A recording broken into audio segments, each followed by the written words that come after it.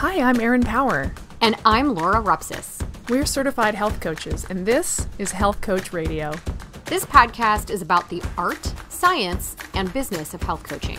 We share our insider tips to help you become a better coach and entrepreneur. And we interview expert guests to discover how they've made it in this growing field. It's time for health coaches to make an impact. It's time for Health Coach Radio. Today's guest is Dr. Ashley Beckman, a doctor of Chinese medicine and acupuncture and a board-certified acupuncturist and herbalist in Los Angeles. Dr. Ashley received her doctorate in healthy aging and longevity and wrote her thesis on epigenetics, the study of how our genes are affected by our diet and lifestyle. So, it will come as no surprise that we talked a lot in this episode about holistic health. We talked a lot about gut health and why it's important to consider partnering with practitioners to really take care of clients whose gut health issues might be deeper and might require greater intervention than a health coach can provide. We talked about how to use our unique genetic data to map out a wellness plan. We talked about epigenetics and gene expression, which is always fun. And, as it seems we always do these days whenever we interview doctors and licensed health practitioners, we spent a bit of time talking about telehealth too. It's just interesting to us, and so many health coaches we know have always worked remotely, and now the rest of the health world is coming around to that model too. It's just really fun talking to docs who are becoming increasingly eager to using health coaching in their practices with patients. It is really a great time to be a health coach. We'd love to have you screenshot your podcast player and tag us on Instagram at Health Coach Radio. By the way, the show notes for this episode and all previous episodes of Health Coach Radio can be found at primalhealthcoach.com/radio. Our show is proudly brought to you by Primal Health Coach Institute, now an accredited educational provider with the National Board of Health and Wellness Coaches. This means that our graduates can become eligible to sit for the NBHWC credentialing exam to become a board-certified health and wellness coach. Stay tuned to the very end of the show where my co-host Laura will share an epic tale of what encouraged PHCI to take on the arduous journey of meeting these educational requirements for board certification. Long story short, we feel it's every coach's responsibility to shore up our level of coaching mastery so that our clients can truly transform and so our industry can be even more totally legitimized in the healthcare field. Check out primalhealthcoach.com/level2 to learn about our new advanced coaching course that will nudge you out of your comfort zone and launch you into coaching mastery. Laura will share a little bit more about what we teach and how at the end of today's episode. In the meantime, let's get on with the show and welcome today's guest, Dr. Ashley Beckman. All right, Ashley, Dr. Ashley, thank you so much for joining us today. We're so excited to have you. How are you?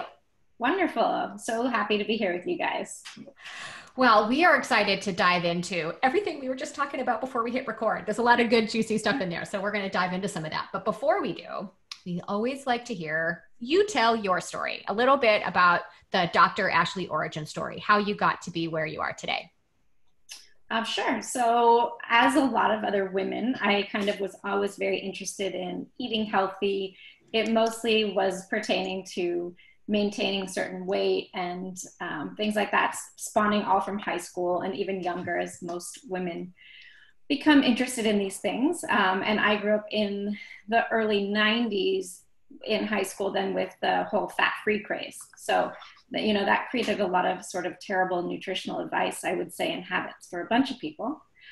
But I basically, kind of stayed interested in nutrition and just treating things naturally with herbs, homeopathic medicine, essential oils, things like that, and food as medicine. So as I finished college, I just kind of dove a little bit deeper into different natural remedies, and I took more courses on homeopathy. And then my homeopathic teacher just said, since you love herbs, the best herbal education is Chinese medicine. Mm-hmm. So I went and got my acupuncture degree, and so my graduate degree in acupuncture, Chinese medicine, which includes Chinese nutrition, which is quite different than even holistic nutrition. Mm-hmm. And then when I was in school, I just started to have a lot of joint pain, migraines, and they were all the time. And I went to my doctor who said, There's no connection with diet. And pretty much you probably have an autoimmune issue that might show up on a lab in 10 years, but still, who knows?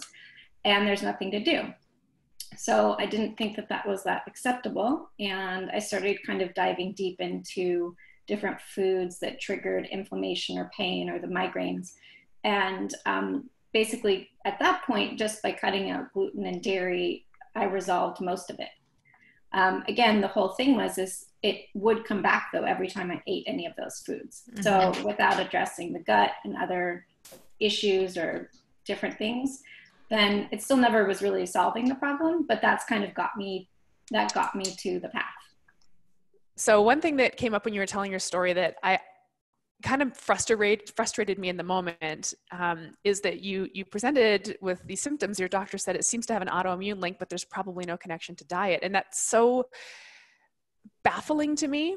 I recently wrote some advanced coaching material for an advanced coaching course that we teach at our school. And I was teaching our coaches that this is actually often a soundbite that clients or patients leave the doctor's office with. You have this thing going on, but there's not much you can do about it. And that's so disempowering.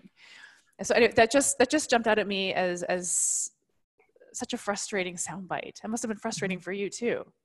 Well, definitely. And then especially too, even I went back and, said when I removed these things, this is gone. And she said, oh, well, let's check you for celiac disease. And I said, well, I highly doubt that I have that.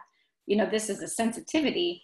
And again, this was a long time ago. This was in 2006, I think. And so, food sensitivities weren't as commonly tested or things like that, and definitely not accepted by mainstream doctors, which I would say they still pretty much are not. Yeah. But it was such a clear, the removal of that really just brought the inflammation down so drastically. But as a lot of people do, I couldn't really give it up entirely. So I kind of cheated on and off for years, probably about actually 10 years. And so I would have something maybe once a week, but it was a direct connection. And so again, it wasn't actually until even more recently that I started to even dive further to see like what else could be causing these things. Because if we just keep removing foods, you actually often get more and more sensitive to more things. Right. I've got a question to that because so I think there's a lot of people listening that can relate to your story and what Erin just said. I have my story about going to see doctors for 2 freaking years who just put me on drugs. And then finally I went to go see a doctor who has a degree in Chinese medicine, acupuncture, chiropractic, and changed me with basically diet, stress reduction, a handful of Chinese herbs, and a good probiotic. Mm-hmm. Boom, 6 weeks later, Laura's all better. And I was pissed off. And that's what drove me down this path. And that's what drives a lot of people down this path. So I think a lot of people are like, ding, ding, ding. Totally get this. Now, this is something that comes up a lot in our own sort of community of people that know they can't tolerate certain things. Mm-hmm. And they remove things and they feel better, but then the symptom comes back and then they remove something else and feel better. And then some of the symptoms seem to come back. And then, so to your point, unless you're so you're removing the irritant, I guess. Right. But there's also another connection. There's got to be another component to this because something else will just turn around and irritate it. Right. And then you end up having to remove it again. So we were talking before we recorded about this concept of root cause and really determining what that is. We were also talking about how important the gut is in all of this. So I would love for you to speak to that a little bit, because I do know there are people in our own community, there are health coaches that struggle with this all the time that are now feel like they're stuck in a very limited diet. Right. Because, they've had to remove so many things over time. Yeah. So I guess I would say too, it was definitely the same for me. I then, it's like you take gluten out, but then now I was eating quinoa a couple of times a week or a lot more at that time because I was so, onto the highest protein grain. Then quinoa made me react. So, you start looking at then there's the list actually like cross-reactive foods, things that mimic gluten, things that mimic dairy. It's just actually quite a huge list. And so unfortunately, as you remove more and more, again, the body usually tends to be more sensitive, as pretty much anyone that's found that has these sort of issues with inflammation, and then they present in different ways. And again, the solution really isn't just to keep removing. We have to look at the gut and then look and see if there's pathogens like toxins, mold, viruses, bacteria, things like that. And that's where I think maybe certain practitioners, depends on what labs people run or not, or maybe if you pair with somebody who does do this and you can handle, or target the food and the inflammation in the gut. There's a lot of ways to work together with either health coaches or other practitioners so that you can really get to the root cause. And that was really the huge game changer, I think, for myself personally. And then just working with clients, because for me, I live so cleanly, eat grass-fed meat. I've done paleo, keto, modified keto, like all these different things, low carb, everything you can try. And a lot of it gets you so far, but then it might, throw off your adrenals or throw off your hormones if you're doing it a certain way. So I also pair genetics with what I do, because to me, that's a kind of like an interesting blueprint to just check out and see what some of the possible pitfalls might be. Again, this is, like you mentioned earlier, this is about empowering people with their health. They have choices that they can really, that they can make, and it's every day. And again, it does involve stress reduction, lifestyle choices, mindset. Food is a huge piece, the gut is a piece. But again, to me, removing some of these other offenders that we're not as aware of, but are becoming a lot more well-known and easier to test now. And so I think just, often it takes a whole team of people to really get someone to the next level. I completely agree. I love that you said that. And I actually think this is probably a good little soundbite to kind of pop into health coaches' ears at this point in the conversation, because there's a lot of us who work either directly or adjacently in the gut health space or gut support space, however you want to articulate it. And there's a certain point when you're working with a client and you've eliminated and there's still, like Dolores' point, we're not really getting the overwhelming health outcomes that we thought we were, where you kind of tap the brakes and say, you know what, there's something else going on here. I'm going to help hook you up with maybe I've done this many times where I've done a Google search, gut health, SIBO, homeopathic, naturopathic doctor in whatever city my client lives in. I'm like, this looks like a great doctor that maybe could run a stool sample for you or do some kind of next level testing. I'm just thinking anecdotally of a client that I had, or we did this, we eliminated everything. She was showing up with these really intense SIBO symptoms, and all the elimination in the world wasn't helping. So I all the low FODMAP, everything. It's temporary, at best. Very much diminishing returns. And it's like, what, are we going to keep beating our heads against this wall? No, here's a doctor, go get a stool test done. And I'm now extracted from this relationship because that's out of scope for me, but I just handed her off to a really capable naturopathic doctor. And sure enough, she had she had a fungal overgrowth and a parasite and a million things that I would never been able to touch with diet, truly. Mm-hmm. And one thing that I would say about that too is like, for myself, I love helping people with their diet and nutrition, but there are a lot of also people that are like, especially in health coach community, that are even much better at doing that because they can spend the time like hand holding the person, checking in a lot more, where my passion is those extra labs and like finding the issue.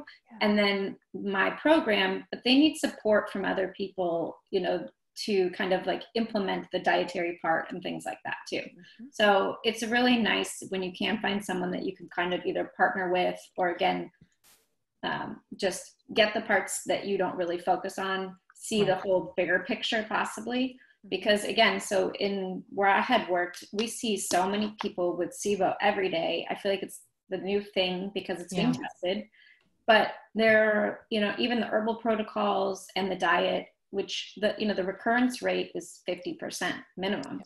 And again, so for me, if there's usually the bacterial overgrowth, there's usually a fungal overgrowth.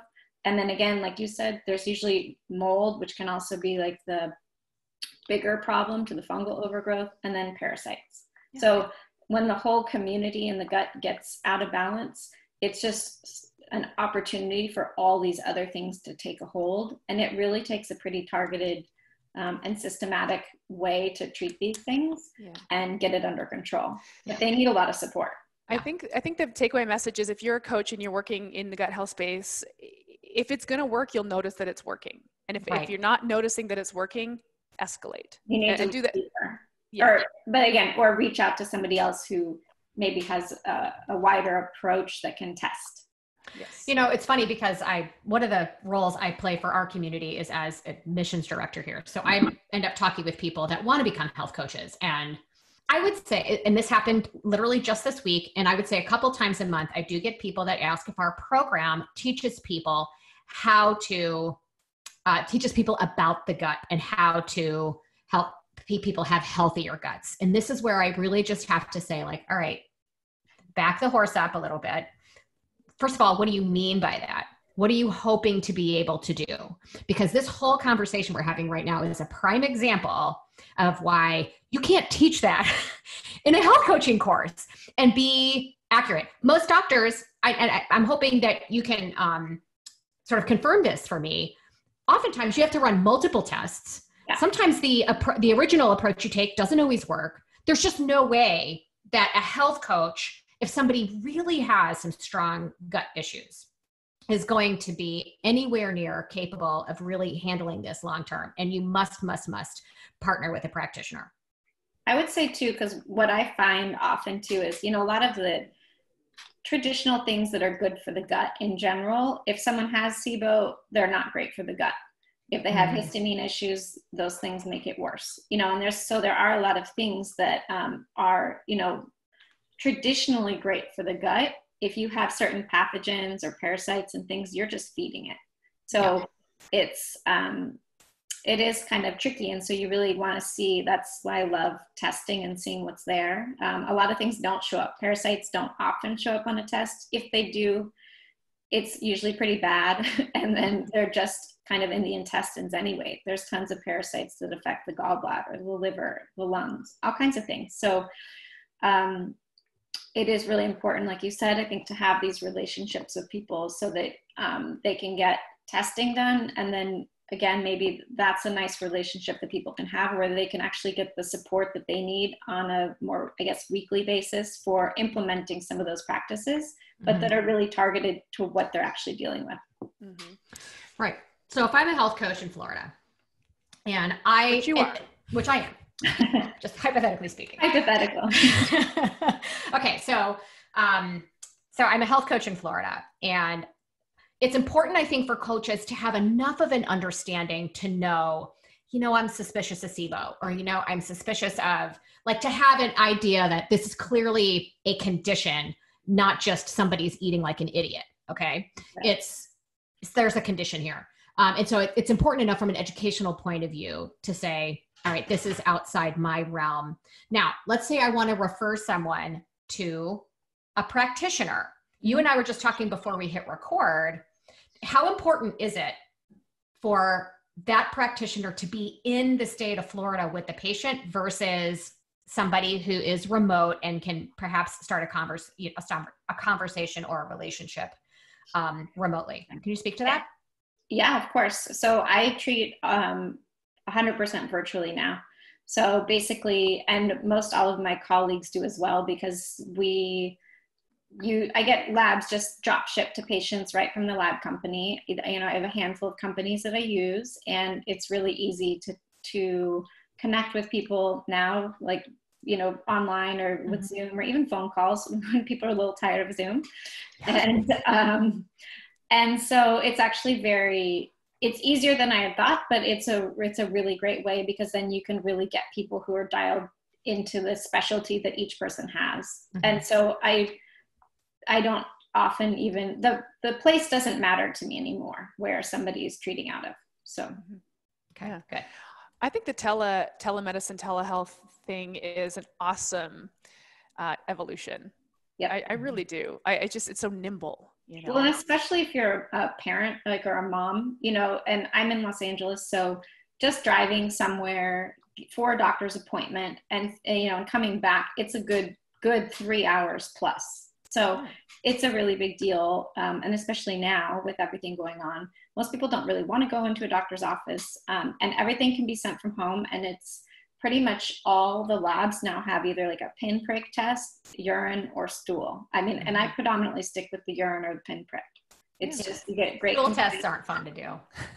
They're just not. So like the last resort would be to like there's mobile phlebotomists all over the country, so you can always pair someone up, or if they want to go to a LabCorp or Quest.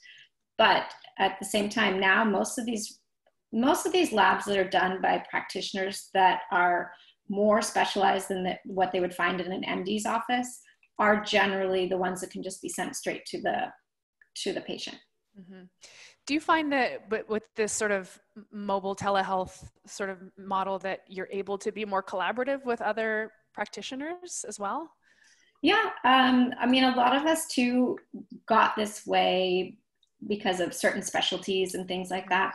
So I feel like it's also really good because we often know other practitioners that do something similar, but they might have a very specific niche or specialty that's that they just had a lot more success with. So I find that it's a lot easier to either, converse with somebody to get an opinion if something's a little bit different, or just actually then you can say, oh, here, maybe you should be working with this practitioner because this is exactly what they do. Right.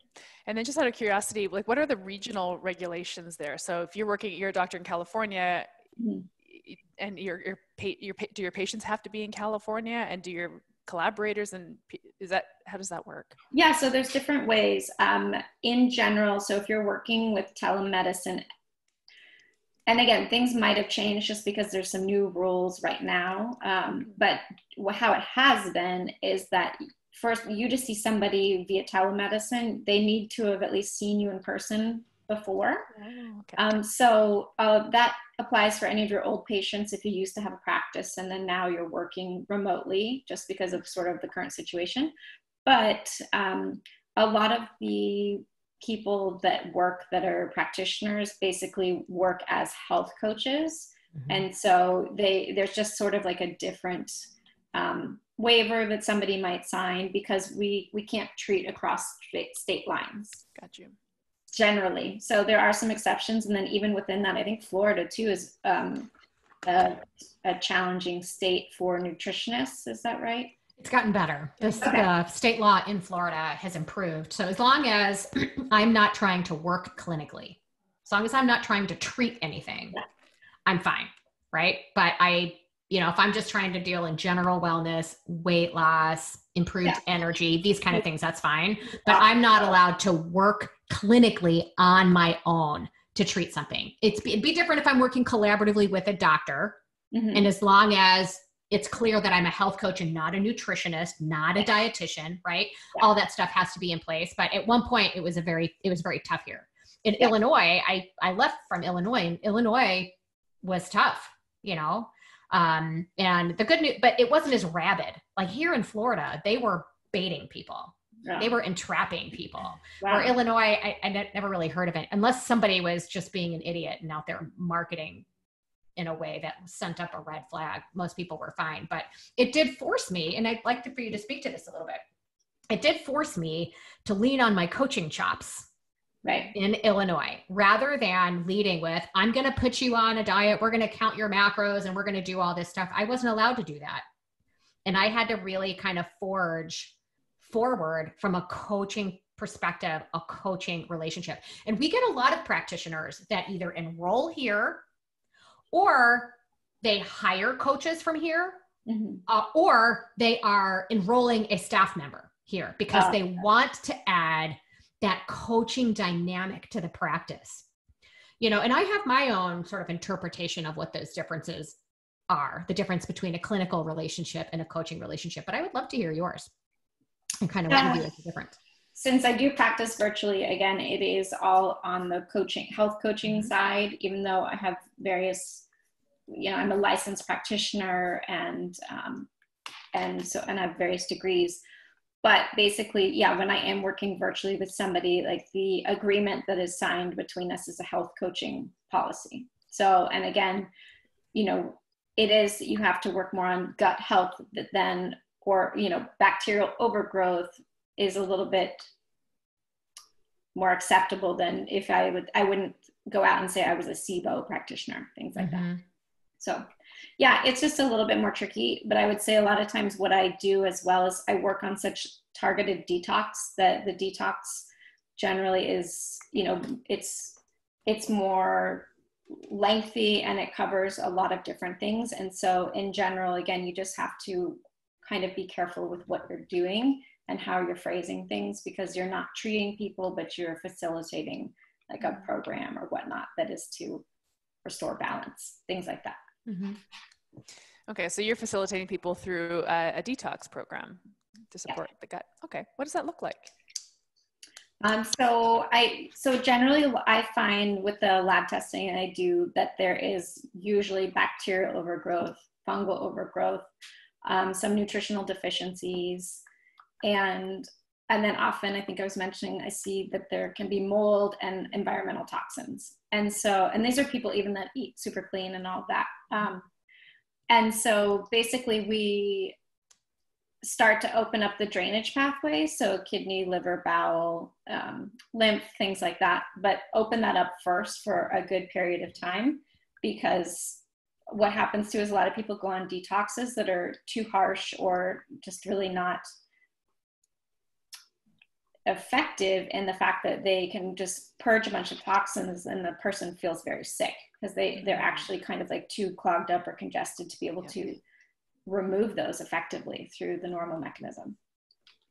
So we work on that. Then I often work on the bowel and parasites, and then often go through different viruses and using some specific binders and things like that. I use some products for have a lot of fulvic and humic acids in them, so to drive things into the cell, focus on mitochondrial health, and then especially then look at some other things that if they need to absorb, like I said, other biotoxins like mold, fungus, and bacteria. Pretty much almost everybody I see on their labs that they have that. Wow. But I love it. It's so fun because then it really helps. Again, like you're not treating autoimmune, but you are removing some of these triggers and these sort of like upstream problems that trickle down and throw off the hormones, the thyroid, things like that, the adrenals. Yeah. Wow. That's a lot. I love opening up the drainage pathways. I wrote that down because it's just like such a visceral image, but truly, we focus a lot on what's going in and we're not as much focusing on what's able to come out. And that's really where all this stuff kind of that's where the log jam is a lot of the time. Yeah. And so I'm sure for a lot of you, like that have the same thing kind of that I have, is I was always sensitive to perfume, like someone walks by, I get a headache from strong perfume, detergent, like anything synthetic. So those things, again, or like not sweating, you think that that's a good thing, but it usually shows that things are blocked. A lot of times for people, constipation is a big issue. So if these things aren't working, and if you do some sort of detox or something to purge those toxins, the person's going to feel really sick. So the first place you have to open all those things up. That's such a good point. And that when you were talking about that, how the body attempting to detox, it can feel worse if the drainage pathways aren't working. Yeah. And made me think of like candida die-off symptoms. Right. I've had so many clients with so many bad symptoms when we put them on like basic elimination diet to sort of support their gut, and their die-off symptoms are so miserable. Can you speak to those a little bit? Yeah. So again, like, as you probably noticed too, the candida diets, while they can be helpful, usually when people start to eat sugar again, it all comes back like pretty fast. So again, also part of why they feel sick from the die-off is because the body can't handle all those it basically has to like process the little dead cells, the little candida. And what happens is when they die, they give off toxins. So it's basically becomes kind of like a contaminated environment, and the body can't deal with all of those toxins that are released. And so in my opinion, you really have to open up the pathways for, a good month or more prior to even starting that. Right. You can still implement some of the dietary changes, but again, like I might put people on, like if they're actually eating sugar, move them to just having fruit. you know, or and then more of like sweet potato, things like that. Yeah. But basically things that are too harsh, you know, we always would say like, oh, just power through it. It's just a detox. Exactly. And Exactly. that most people can't do that. And it's actually pretty hard on their system. So the whole more, I would say, just newer and sort of updated theories are to open up these pathways so that you can actually facilitate a detox with less symptoms that's more effective. That makes so much sense to me. When I, sorry, I just want to finish this because when I went to holistic nutrition school, and you mentioned you did Chinese nutrition, and I did holistic nutrition, and I'd love to know the differences between the two because you said they're different. But anyway, that was one thing that I actually learned that I thought was really important, and that I hadn't really heard shared in sort of the echo chambers that I play in. Is like, if you are putting a client on a gut support, whatever we're going to call it, elimination diet, and their symptoms are terrible, you don't do it harder. Yeah. Right. Don't do it harder. It's like, you know what? I'm going to have you need to put some more starch back. We need to actually feed those little beasties. We can't kill them off that fast. We need to kill them off really slowly. But even better is, to your point, to kind of close the loop, open those pathways so there's somewhere for all this toxic load to just actually go. Yeah. Yeah. That was going to be my question. How do you open the pathways? You know, I mean, a health coach isn't going to do this, bear in mind, really. I mean, for the most part, right? But it's, I think, really helpful for health coaches to be knowledgeable about this stuff. That if a health coach is going to say, hey, I really think this is what I think is happening, let's get this confirmed by working with a practitioner. And so if the health coach knows what's going on and what's happening, they can help the client deal with the planning for it, setting goals, making sure they can be successful at it, help the client understand what's going on in their body. So, I mean, how do you do that? How does opening up those pathways work? Yeah, so I mean, just a couple of things that are more basic that would be implemented with a health coach too is, again, those things of like, how much water are they drinking? And then again, if they're constipated. So if they're constipated, there should not be any detox happening, right? Because you're just going to keep recirculating and then reabsorbing the toxins. So there's usually, you know, I use a really good bowel support. I use a binder that, again, it's kind of like a carbon technology with fulvic and humic acid to kind of soak up those little things that you do start killing in the beginning. And helping the gut sort of prepare. And then something for the kidney and liver. And then also feeding the system by supporting the mitochondria so that you actually have enough energy in the cells to detox, and just to, you know, like those things need to be working well first, like the mitochondria, which is often like the upstream issue of adrenal issues, because it's the same. If someone's super fatigued and having a lot of exhaustion, that's not really the time to detox either. So again, I think it's really important to kind of prep someone well so that they can have a more successful experience. And again, my whole goal always is to minimize symptoms as much as possible. And so a lot of that is just changing either dosages of what they're taking. And then again, always looking at the lifestyle and making sure just even some of those basics of like that they're drinking probably close to a gallon of water. Again, this depends on their size, so that, you know, there's a big variety in there too, but make sure that, and then make sure they're going to the bathroom at least once a day. If not, that has to really be resolved. I love that you put mitochondrial support in there. That's that seems to be another area of specialty that coaches are trying to get into. And I think we know understand mitochondrial support in terms of like the metabolic aspect, changing the fuel to kind of wake up those sleeping mitochondria. That's at least how I articulate it. Right. What kind of things do you suggest for mitochondrial support, or what do you use in your practice for that? So I use a line called Cellcore, and they have a product just called Mito ATP. So I really love that. But then again, making sure they have some minerals that are really good too. So you want to support the cells. And then they have an oxygen product. So again, giving the cells the oxygen and the minerals, and then supporting the mitochondria so that you at least get those things working really well. And then starting to implement some of those herbs and products that basically open up the liver, gallbladder, kidney, and bowel. And then later you move on a little bit more to a few others. Okay. Well, maybe it's actually worth stepping back and explaining why it's important to support the mitochondria. Like, what do these little guys do in the cells? And I mean, they basically are the way that the cells make energy. And in general, like a lot of the things that you know about adrenals and thinking that if the adrenals are not working, you know, not a lot of other things function well. And so basically, if you go up a little step higher, the mitochondria really are kind of where it starts. So you really want things to be targeted kind of like on a cellular level. And you need products that actually can get into the cells, because as you guys know, a lot of times you take things and most of it gets depleted via just the whole digestive process. Mm-hmm. So you don't always absorb, you know, you're not absorbing 100% of products. So you basically want things that are either in a really good delivery system, and then, or things that kind of can start getting absorbed, just like in the, like I use a lot of liposomal pumps, things like that, or some things that have a really good delivery system. That's interesting. That's so interesting because like HPA axis problems, adrenal fatigue, you know, people talk about this, but the way I kind of interpreted what you just said is like, well, you start with the mitochondria, start by supporting the cell's energy systems, and then, you know, see how your energy improves. Cause I mean, that's ground zero really for energy. Mm-hmm. Exactly.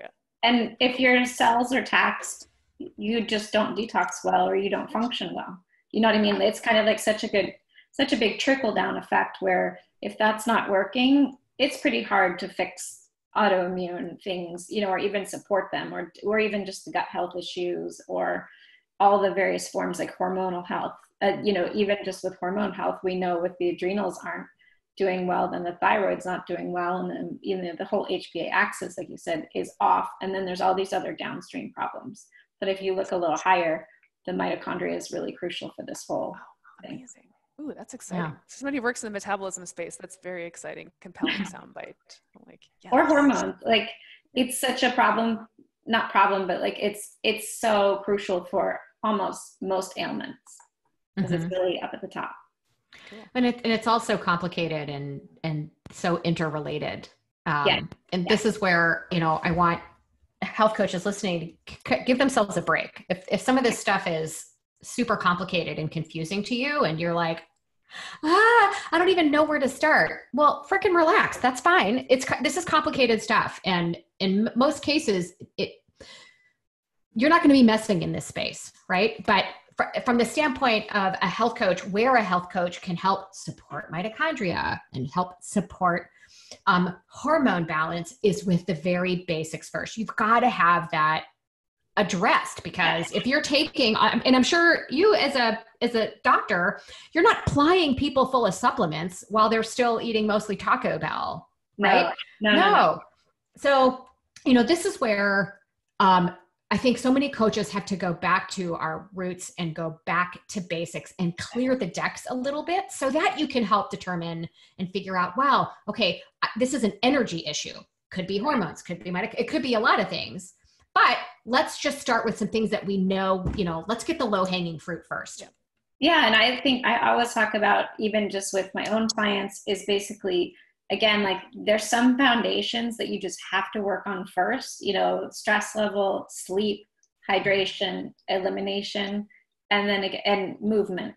So if those things aren't working, it's pretty hard to make changes, and it's hard to make ones that are lasting. So especially for coaches, you know, that's really important. And that's where I think people need accountability and to check in, where a lot of times other practitioners don't always have time for that. And so that's why if they have a team, or if they even reach out to other coaches and have a relationship with them, that's also really important, because you can really help support the client in their whole journey. But again, if they're not doing those things, it's pretty hard to make big changes. Yeah, agreed. Bingo. You know, I wanted to ask you, I wrote this down, I wanted to ask it, but we went down this other rabbit hole when we were talking about testing, because I get a lot of questions from clients about food sensitivity testing and how accurate they really are, and how best used. And I've heard a lot of mixed things about food sensitivity tests. So I would love your opinion on how to use them, when they might not always be the most accurate, or what some of the better ones are. So I have used, there's a couple that I've used repeatedly for years. I had started with Owlcat, which was one that had been around a long time. I currently use Great Plains Lab. That's what I use for a lot of testing. And so I like their food sensitivity test. Yet it's actually one of the least tests that I recommend for people to do, just because often there's a lot of people who have already eliminated gluten, dairy, things like that. So I don't find it as common that, like the fruits and vegetables, nuts, legumes show up in like a red zone. So like a very inflamed zone, but it can be useful for someone, like, especially maybe if they have, eczema or skin issues, things like that. Or I would say probably more in the health coaching realm, it would be helpful just because it shows people who don't want to change their food habits, oh, you really can't eat dairy, or things like that, where a lot of times I can recommend this to people, get them sort of like on an anti-inflammatory diet, but they don't really want to give up cheese or, the gluten. I don't know how accurate it is, honestly, for the gluten. I don't think many people do well on gluten just because there are other lab tests out there that check a lot more markers, but it's pretty expensive. So for those, it sort of depends on kind of like how stubborn the patient is or client of what they're willing to kind of take out for a little bit and see how they feel. A lot of people they say, oh, I stopped gluten for like a week. And I was like, it can take up to 6 months to get out of your system. And it's not always digestive issues. So most people just think of certain foods as having a digestive problem. Exactly. And most of the time people, that what's going on in the body, you can't see, but it might come out as like a rash, joint pain, headaches, sometimes digestive issues. Those I feel like are easier to pinpoint to food because they usually have an immediate reaction, or like at least the next day, with bloating, dissension, gas, things like that.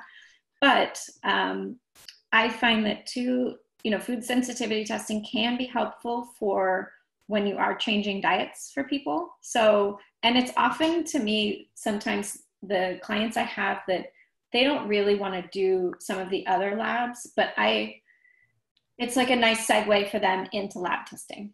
And I think too, as a health coach, it's something that you can show somebody and then show them how to change. I'd never like the rotation diets that they add with them. So I think that everyone needs to create their own. But like I said, it's generally one of the last tests I recommend, just because I want to have them eating clean anyway. And sometimes too, when they see, oh, this happens all the time. Oh, it says gluten's not a problem, or it says sugar is okay. But I'm looking at also a lab where they had candida, fungus, mold, gut bacterial overgrowth. So, and I have to explain, well, even though you're not reacting to sugar, those gut bacteria are. Yeah. So, there's a little bit of, not a discrepancy, but kind of, you know what I mean? Yeah. It's a little bit tricky. And then again, I always say, this is going to change. If you eat these foods every day, they're most likely going to be high on here. If there are foods on here that aren't, that you never eat and are high, then you should stay away from those foods because you reacted and you haven't even eaten that in years. Yeah. The only thing so the first one I took, I used to, again, this was sort of holistic nutrition. I had my morning smoothie with the same ingredients I ate every single day because I put in tons of stuff. Every single ingredient on the smoothie I was sensitive to. Yeah. So I'm a huge fan of rotating foods because if you're someone who needs to pull foods out because of inflammation, if you start eating the same things every day, you will create some issues with that. Yep. So I use them, but again, I prefer other tests to see really what's going on with the gut bacteria and if there's yeast, candida, things like that. Thank you for answering that, because that was a question that was one of my sort of like, so let's say somebody did sort of on a whim decided I'm going to test gluten. They take gluten out of their diet and haven't really eaten it. And then they go get one of these food sensitivity tests because it's still, something's still bothering them. Well, gluten didn't pop up. Yeah. Well, but you haven't had it in 6 months either. But guess what else did? This came up for me. Avocados. I'm like, well, how many avocados are you? She's eating 2 a day, 2 or like 3 avocados a day. And you can't do that. Yeah. No. Read something. And then especially too, like with certain things like on keto, there's only so many places you can get good fat that's like high when you're trying to bump it up.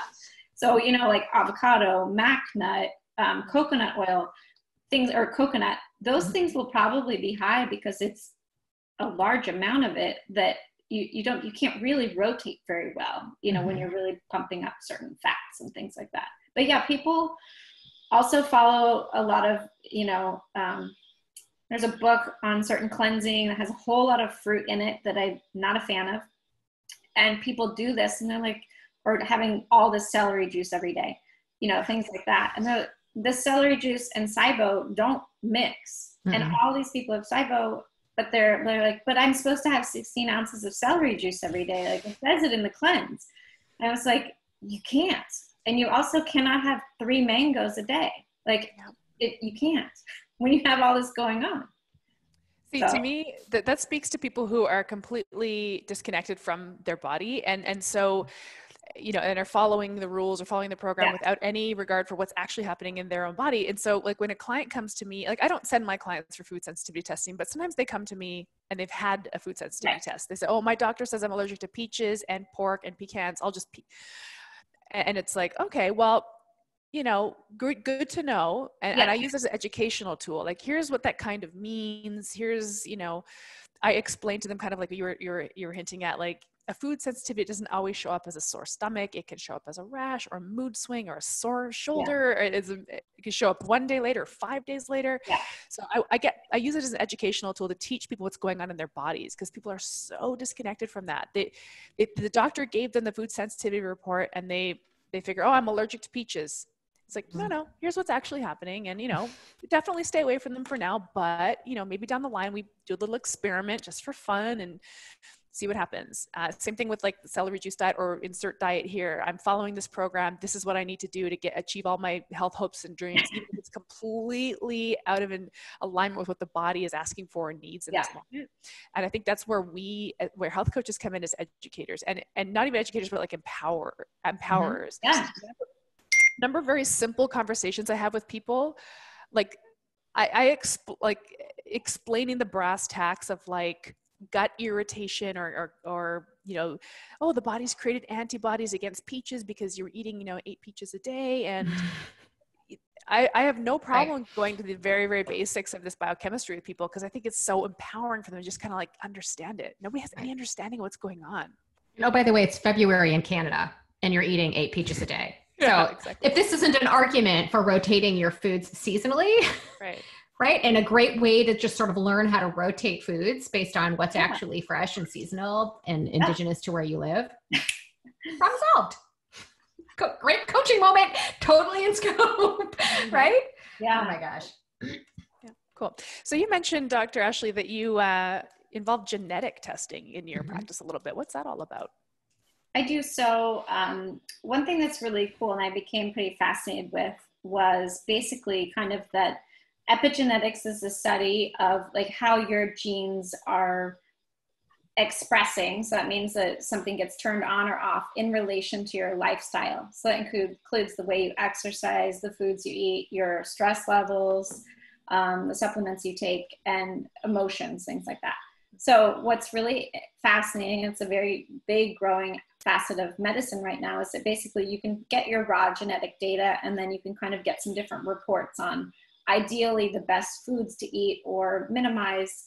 Again, this is based on your genetic data. So the genes don't change, but what does change is how, you know, like the way you eat can turn something to make it either positive or negative as an expression for your system.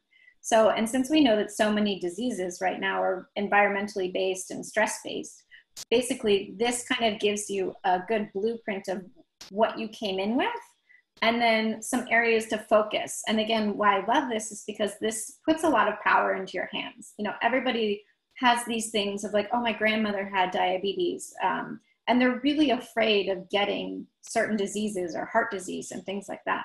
And so what I like is you can see where things might come down the road, but you have the power to change that, you know. So even one thing that I look at a lot is just, it has a percentage of like how you deal with sugar. So this relates a lot with propensity toward maybe like a type 2 diabetes, but you can change that, like just by implementing a much better lifestyle, or if it's paleo, keto, whatever, just low carb, or just looking at the sugars you eat, like you can bring your results down, or your percentage down to somebody who doesn't have that. So it's really, I think, very empowering to just kind of help people see certain things. A lot of time I look at it, especially in the areas of like how people process their hormones and how they detox, because for a lot of us that, again, who are really sensitive, you wonder how you could be one of the healthiest people, yet you have all these things going on. Mm-hmm. And so for most people, you know, I'm sure probably how you guys are, and tons of people who get into health coaching because they had something going on, and, you know, it's been years of them being their own health advocate and trying to figure out what the heck is happening. So they basically, to me, it was really great because when I paired the genetics with the lab testing, it finally made sense, because I just don't clear toxins well at all. And I could never understand, because I've been doing cleanses since high school, and like pretty, you know, in holistic nutrition, like the sort of people that I followed a long time ago, they were very extreme, right? And so I got my lab tests back from like who I use to test for environmental toxins and things like that. And I wasn't even going to do it, because I thought there's no way. I only eat grass-fed meat. I have not touched a plastic anything in probably 20 years, unless it was an absolute emergency. Wow. And I'm crazy about, you know, things in glass, because again, hormones just throw my system off. And then once you find out about, you know, plastics and all of those things, you remove them. What my lab, they said, was one of the worst they'd ever seen. Oh. And I was like, this can't be. I wasn't even going to run the lab. You know what I mean? Because I figured that nothing would come up. But I live in Los Angeles. But then when I paired it with the genetics, it's just, I have to use specific things to open up the pathways, which I'd never done. I'd only used herbs and food. Mm-hmm. So I had to kind of really change what I was doing to see the levels go down. Cool. Wow. So, okay. So someone gets their genetic. So I went and did a 23andMe, and so I have all my raw data. Uh-huh. So you then take that raw data and you send it to another company, I guess, that can then. I do. I send it to a company that I work with and that I like, and that I've trained with for the last couple of years. Okay. There are a whole lot of companies out there. I would say there's a whole lot of fluff, like not really useful information. Mm-hmm. And then again, I don't suggest that people use 23andMe anymore. They have taken away some of the genetic SNPs that are important to know for detox and sort of certain different predispositions.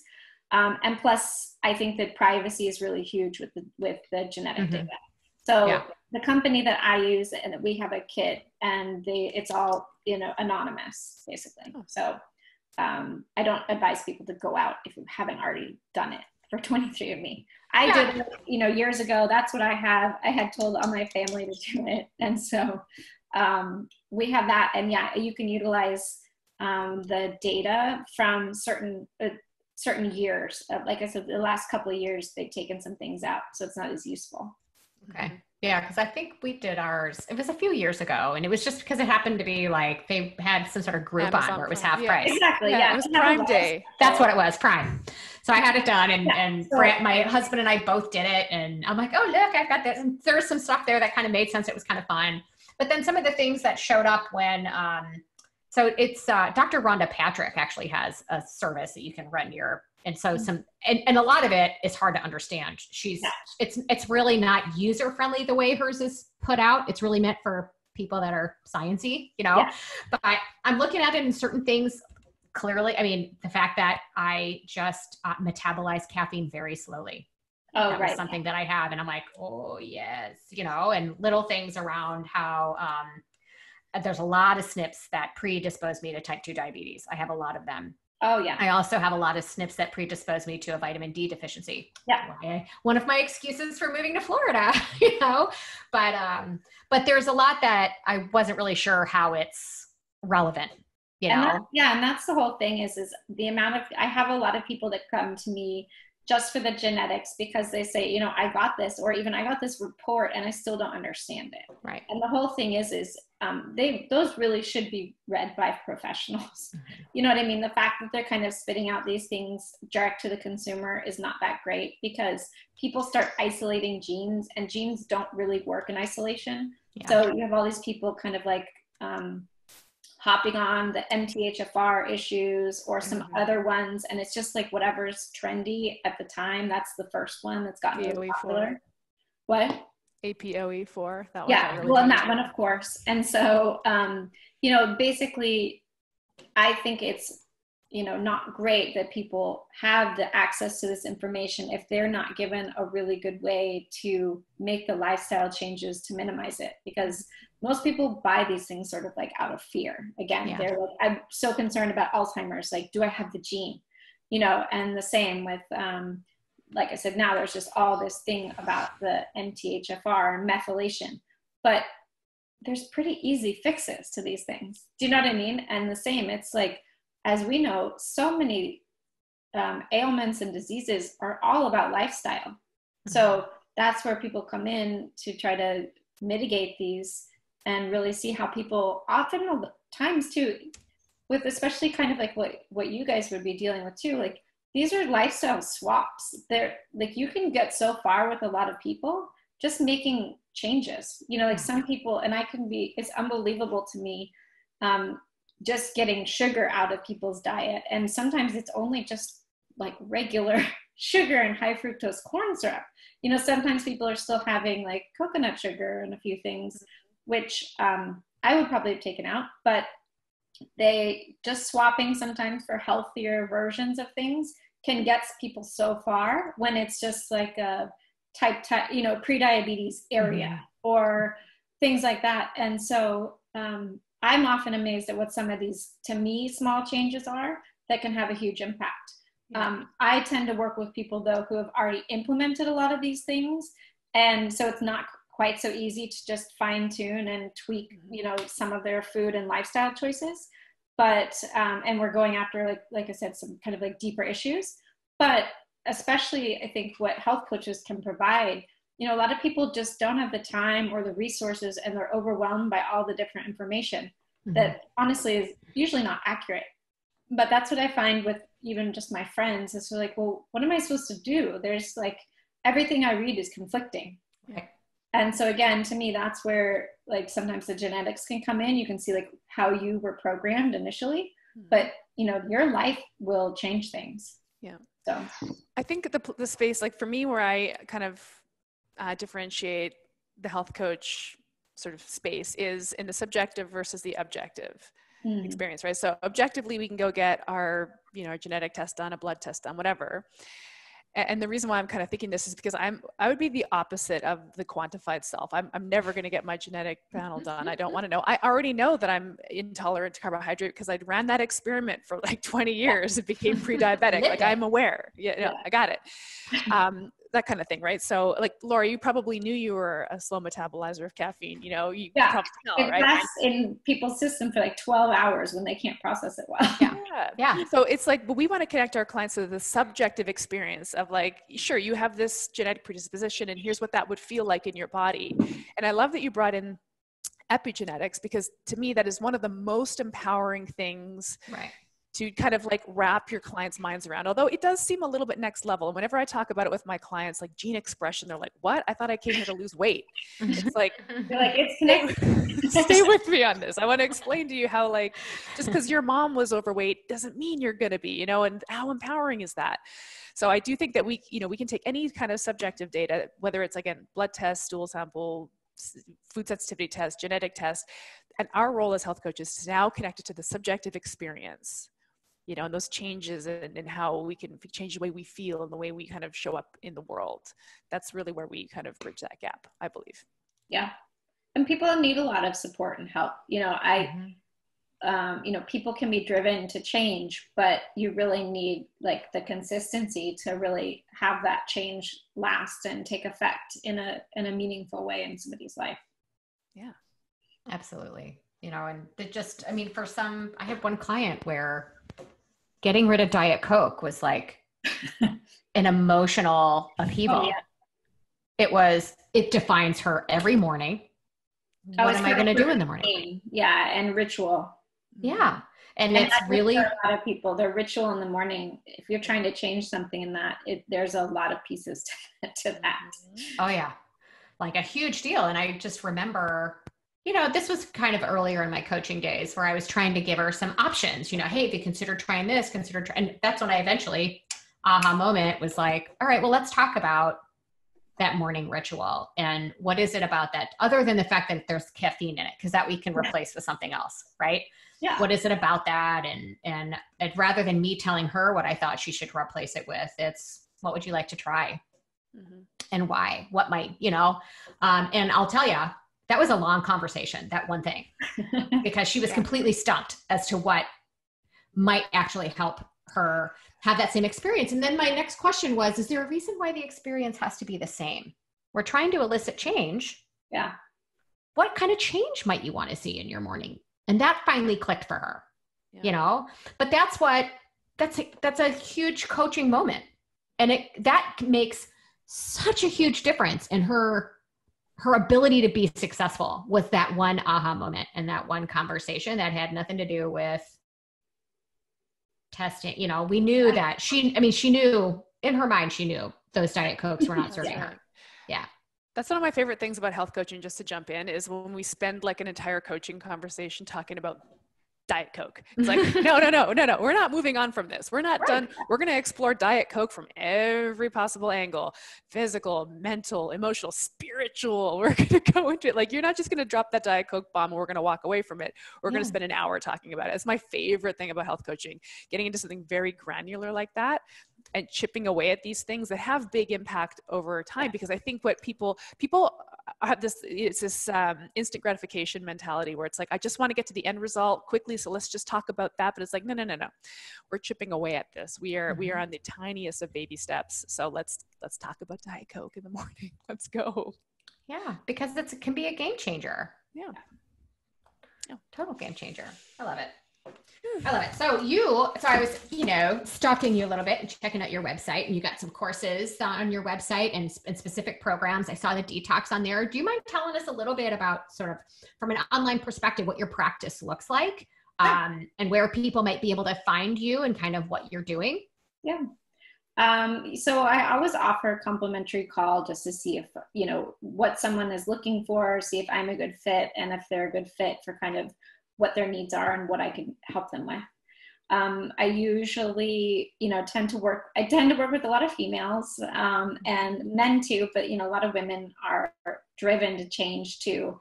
And, they tend to understand that it'll be a long process, so a lot of times people, like you were talking about with the instant gratification, they want something that happens like quick and effective. So I have seasonal detoxes that I do every season that are kind of like a little jump start to just try to like change your shift your thoughts on, again, like seasonal foods, getting some inflammatory foods out of their system so that you can kind of see exactly maybe what you're actually dealing with, as opposed to just sometimes the food that we're eating, we're in a little rut and, cheating a little too much, things like that.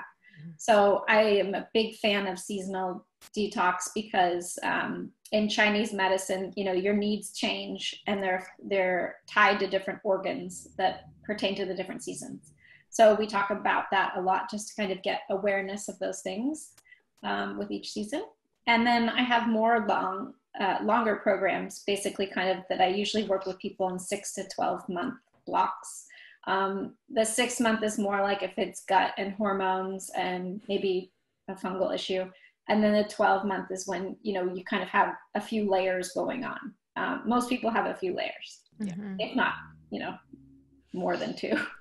So I love working with people. I usually do lab testing to see what's going on. And then we create kind of like a program that would address all of those different needs. I love it. So you're doing all this mostly through telehealth. Yes. How often are you meeting with your patient? Let's say someone jumps into a 12 month program. Usually every 2 weeks. Oh, okay. That's a lot. Yeah. Yeah. Because, and here I have a question too, because from a standpoint of like a coaching program, I find, Even though some of my clients are actually with me for 12 months because they re-up, my program is around 3 months. I find it, and it's difficult because you're a doctor, I'm not. But I find sometimes it's tough for folks to kind of commit to a longer program like that, a 12-month program like that. Yeah, so that's why we usually start with 6 months, but I pretty much tell everybody, like, if you have gut bacteria issues, mold or candida, it's often going to take a lot longer than 6 months. Because the gut bacteria issues, those are more, could be resolved in the 6 month, but I never find that alone. So like mold often takes up to a year to get out of the system. Yeah. And for other examples, like if there's heavy metals, other environmental toxins, those, I don't even get to starting to those until after 6 months, generally. Let's talk about this idea of staying in one's lane. Yeah. Can you speak to that a little bit? Sure.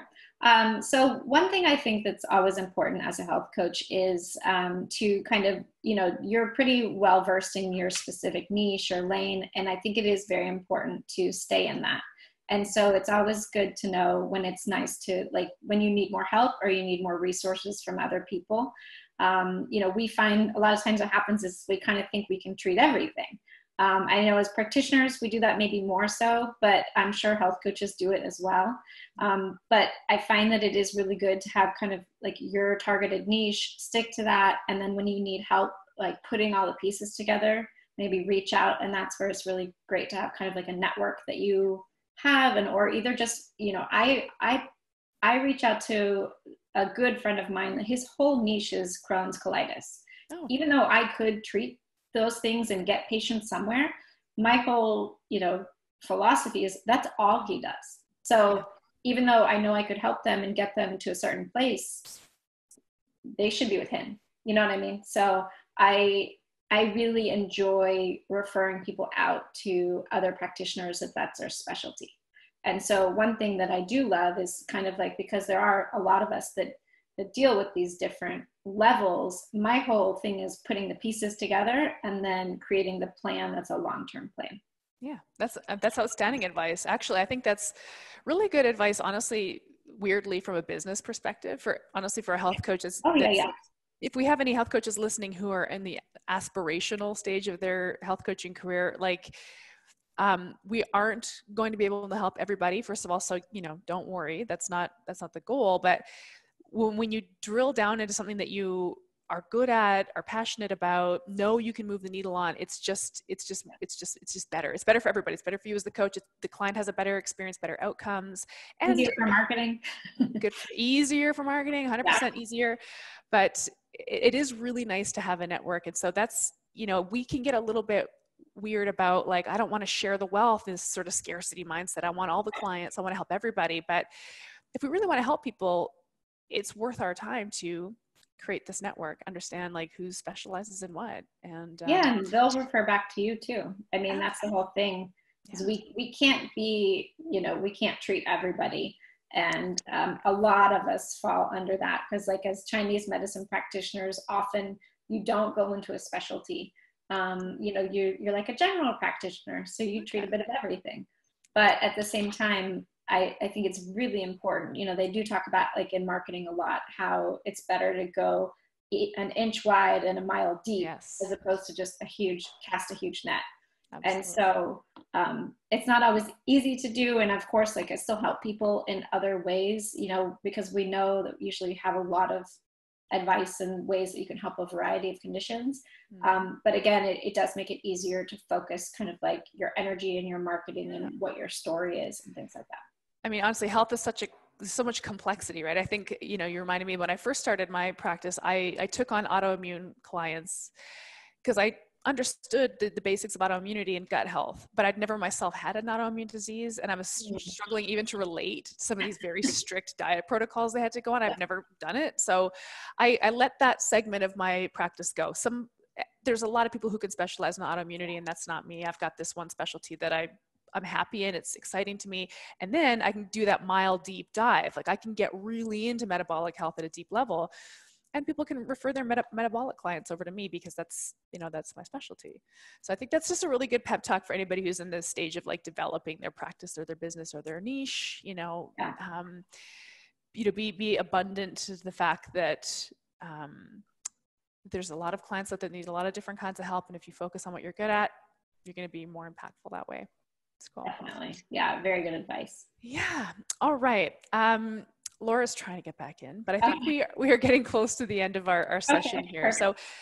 So Ashley, Dr. Ashley, I'd love for you to tell our listeners where they can find and learn more about you. Sure. So I have a website, which is drashley.com. That's just DRASHLEY.com. And then I'm on Instagram as Dr. Ashley Beckman. Cool. And Facebook. But Instagram I'm on quite a bit, and Facebook too. Yeah, nice. This was such a really productive, like energetic conversation. I love talking with health practitioners, licensed ones that are open to this collaborative relationship, to this whole body approach. It just fills me and probably a lot of our listeners with a lot of joy to know that we're kind of all in this together. And definitely, a rising tide raises all boats. Yeah.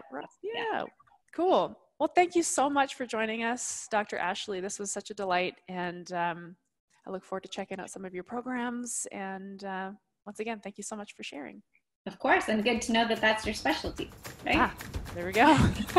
All right, take care. Thank you so much. All right, bye-bye. This podcast was brought to you by Primal Health Coach Institute. To learn more about how to become a successful health coach, get in touch with us by visiting primalhealthcoach.com/call. Or if you're already a successful health coach, practitioner, influencer, or thought leader with a thriving business and an interesting story, we'd love to hear from you. Connect with us at hello@primalhealthcoach.com and let us know why we need to interview you for Health Coach Radio. Thanks for listening.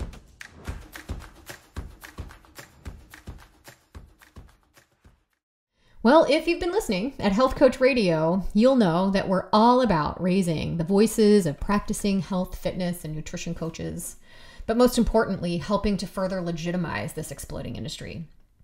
Erin and I have disclosed often that we're on the faculty of the Primal Health Coach Institute, founded by none other than the health and wellness legend, Mark Sisson. And we've interviewed dozens of guests from just about every different health coaching program you can think of, and who practice in just about any conceivable way you can think of. But our allegiance is to the health coaching industry in its totality, first and foremost. It's our desire to continuously and unapologetically lift and promote this industry that nudged us to create this podcast for you in the first place. It's this same yearning that encouraged us to take the educational offering at our health coaching school to the next level. We are so proud to offer the Primal Health Coach Level 2 certification course, which when combined with our primary course, the Primal Health Coach certification course, not only satisfies the educational requirements to sit for the board exam, but is specifically designed to teach advanced coaching mastery.